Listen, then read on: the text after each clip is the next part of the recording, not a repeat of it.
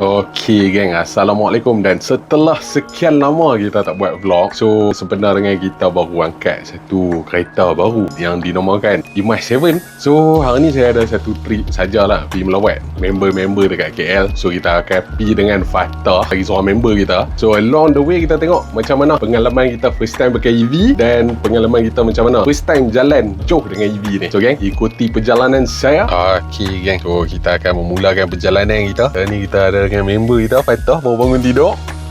Okey, mari kita tengok macam mana. Kita lah ni starting range kita ada 410 km, tapi yang ni standard lah. Sekejap lagi saya akan tukar ke dynamic supaya lebih realistik dengan cara kita drive.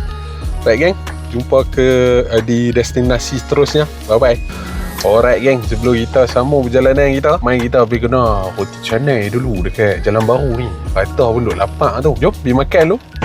Okey geng, mari kita teruskan perjalanan kita. So lah ni kita pun dah settle makan. Kena roti kahwin kat Jalan Baru ni, sikit punya ranca. Sudah kenyang ni, baru kita boleh pergi KL lah. Right geng, on to the journey. Bye bye. Okey geng, lah ni kita singgah saya dekat apa nama Abang Rizal kita. Dia ada bagi kuih ni. So dia ada kirim kuih lagi boleh lah bagi kat member-member lain. So sebelum kita teruskan perjalanan, mari kita beli apa yang patut untuk trip kita. Okey geng, memandangkan kita mai jumpa Mustaq Zat, kami pun lapar. Nak kena makan nasi dulu sebelum kita ke KL. Alright, kita mai kedai ni, nama apa? Nama apa ah? House of Salai by Nedi. Okay, so ikut kami menjamu selera Zat. Kat sini unik sikit dia punya order makan lah. Dia buat macam drive-thru jalan ala-ala IKEA. Kita kena buh kat troli ni lah apa yang kita mau kan. Fatah duduk tengah pilih kat situ. Dah tengok.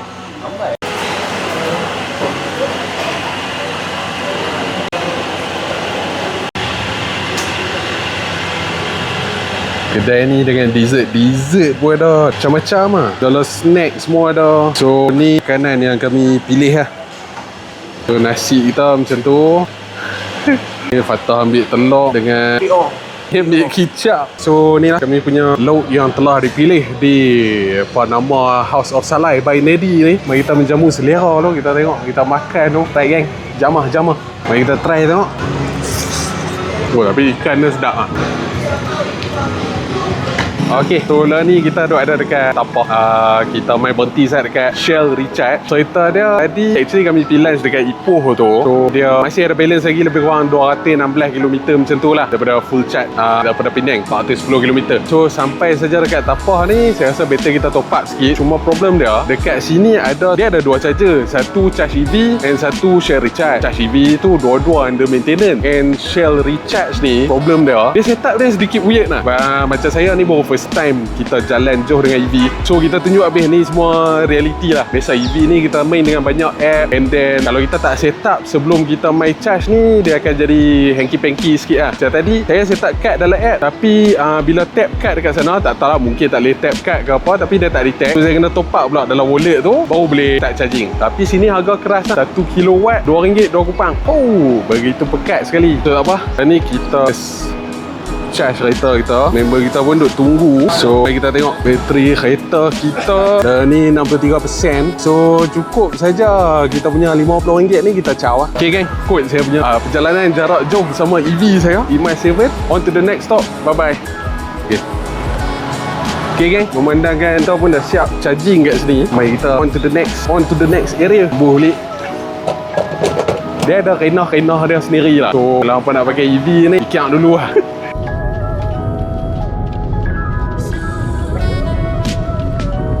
Okey geng, ni kita ada dekat Sukia. Kita ada dengan member kita Acak dengan Fatah kat sini. Kita nak try habis saya dekat Penang kita ada Sukia kan. So kita syabdu dulu baru kita head to kita punya apartment lah. Nanti saya cerita sikit lah apa kerenah yang kita hadapi time pakai EV untuk long distance ni. Ini saya first time, so ada sedikit hanky-panky lah, benda kita tak biasa lagi. Baik geng, kami makan dulu. Sekejap kita jumpa lain. Dia Agoda. Aku book dekat Agoda lah. Okey gang, dah ni kita ada dekat Oasis. Yang ni saya tak sure area Subang ke area Damansara, tapi dia dekat dengan Cheetah Mall. Kita makan dengan member kita kat sini Zat. So lah ni kita tengah charging lah kita punya kereta kat sini. Pasal tadi bila charge dekat highway tu, dia ada sikit hanky-panky. So saya pun baru first time jalan long distance kan, pakai EV kan. So ni kita charge lah Zat. Charge banyak sikit lah kat sini pasal saya dapat free kredit RM210 dengan charge EV. Kita charge lah. Alright, okay gang, saya charge set tau ni, and then baru kita ke apartment yang kita book lah. Okay, bye bye. Okay, so kita pun dah sampai dekat apartment kita kat apa nama Tamarin ni. So macam mana dengan perjalanan kita first ever long distance trip dengan EV kita? Dia yang kita jangka kan, kita tak boleh nak buat dia macam kereta petrol lah, pasal kadang-kadang akan ada charger macam tadi dekat Tapah ada charger charge EV tu under maintenance. So terpaksa charge pakai Shell Recharge yang mahal sangat lah, RM2 2 untuk 1 kilowatt. So kami tadi isi top up sikit saja dalam 20% macam tu. Lepas tu terus head ke mall, ambil member kita yang dia makan Sukiya. So sebelum balik tu pun dekat Oasis berhampiran dengan tu kita ada charge set sampai 80% macam tu, baru kita sampai ke hotel. So for me, first experience saya ni, saya rasa memang dia ada a steep learning curve lah. Dia tak macam kereta petrol kita terus jalan, ada stesen minyak mana lu berhenti isi. Tapi macam ni dia perlukan lebih sikit planning. Tapi kalau kita pakai day to day tak ada masalah. Long distance tu nak kena fikir sikit lah. Okay gang, saya pun dah barai dengan member saya. So kita dah sampai apartment ni, kita buat apa lagi, kita rehat lah. Right, dengan itu mari kita jumpa esok pula. Bye bye, Assalamualaikum. Okay gang, selamat pagi, selamat tengah hari dah ni. Okay, so untuk day 2 trip kita, the first ever long distance trip dengan EV kita ni, kita tadi starting off dekat Cyberjaya ada 270 ke 280 km lagi kot. Ni dynamic mode lah. So dah ni kita main Shah Alam and then sekejap lagi kita head Bukit Bintang kena Torigen Ramen dengan member kita, and then kita head ke Kota Kemuning. So kita tengok kalau ada charging lagi, sekejap lagi saya akan share lah kita dapat berapa dia punya per kilowatt hour. Okay gang, sekejap lagi jumpa pula dekat Torigen Ramen. Bye bye, Assalamualaikum.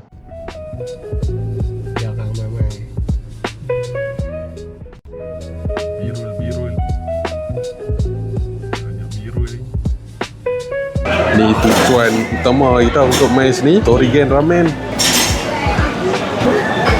Okay gang, kita main singgah dengan member kita dekat Torigen Ramen Lot 10. So yang ni Acap recommend lah, tapi actually sedap lah, boleh tahan sedap lah. Saya duk compare dia dengan apa nama ni, ada onsen egg, duk compare dengan Nisa Ramen dekat Hatnyai, boleh tahan padu ke lah. Makan jamah aiman segar. Okay gang, kita makan lagi kita jumpa balik kalau ada perlu charge apa semua.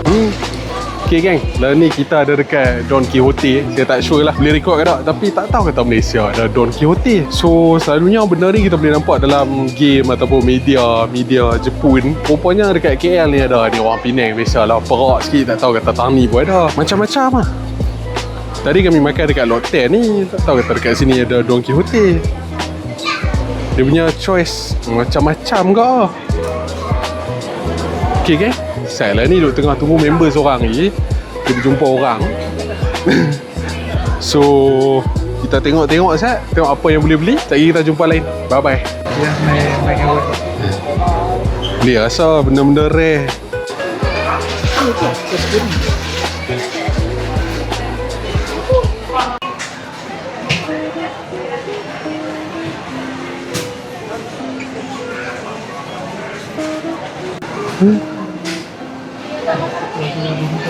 Okay gang, so lah ni kami ada dekat Quayside Mall kat Kota Kemuning lah, Bandar Rimbayu. Belum nak pergi rumah member lagi seorang. So kita main charge set dekat sini. Saya punya my list tadi, kita pergi KL, Bukit Bintang apa semua. Waktu keluar tadi tu ada 200 lebih lagi, tapi lah ni rasanya dah 184. So kita stop by sini untuk charge dekat charge EV, and then kita sambung balik perjalanan. Alright, and lupa bagi tahu charger yang kita pakai ni 220 watt kalau tak silap, tapi RM1.60 per kilowatt.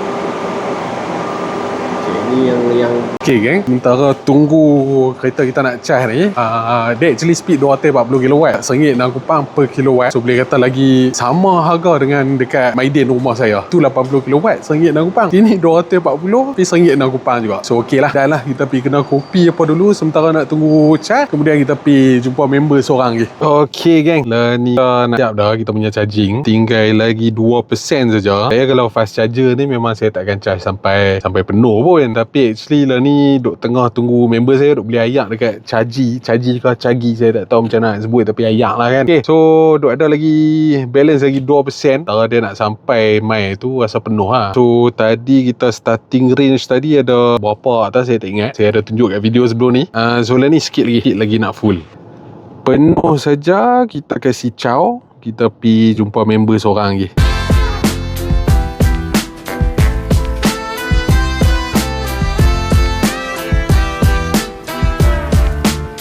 Okay gang, selamat pagi. Hari ni hari ketiga kita dengan EV kita di KL ni. So hari ni last day kita ada kat KL lah. So sekejap lagi kami akan balik berbekalkan dengan bateri 82%. Most likely kita akan buat 2 stop lah. Satu dekat Tapah, kita charge pakai TNB Electron, kemudian dekat Sungai Perak, and then kita akan terus head to Sungai Dua. Kita hantar member kita, and then saya pun balik rumah. So habis kita punya trip dekat KL ni. So balik sekejap lagi nanti kita buat satu conclusion macam mana experience bawa EV long distance, dan apa kena dan apa benda yang kita perlu take note lah bila bawa EV jalan jauh. Okay gang, sambung sekejap lagi. Bye bye. Okay gang, dah ni kita stop saya dekat arena Tapah northbound. So kita charge dekat TNB Electron, rest sikit lah, tapi okey lagi lah daripada Shell Recharge. Hari tu kita kena RM2 kupang per kilowatt. Yang ni 180 kilowatt dia punya speed, and kita kena RM1.8 kupang per kilowatt. So saya tadi pun actually waktu main tadi ada lebih kurang 30%, 29% lebih kurang macam tu. Dan ni saya charge balik sampai 83%, and belakang kita pun ada satu IMA 7,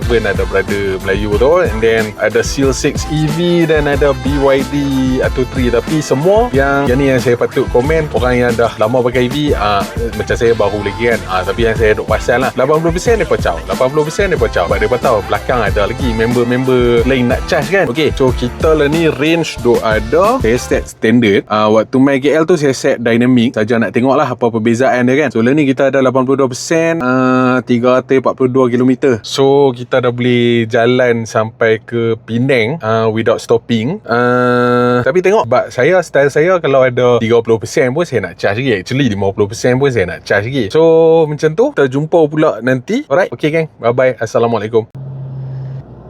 Okay geng, berakhirlah sudah kita punya perjalanan daripada KL. So hari ni, hari Ahad ni, kita pun sampai Penang. Tak ada lah lambat sangat kan, tapi 9.41 jugalah. Tadi saya dah hantar member saya dekat rumah dia, dekat Sungai Dua. So ni kita my charge set dekat Maidin. Pasal apa nama, kita top up sikit lah. Saya tak suka biar bateri under 30%.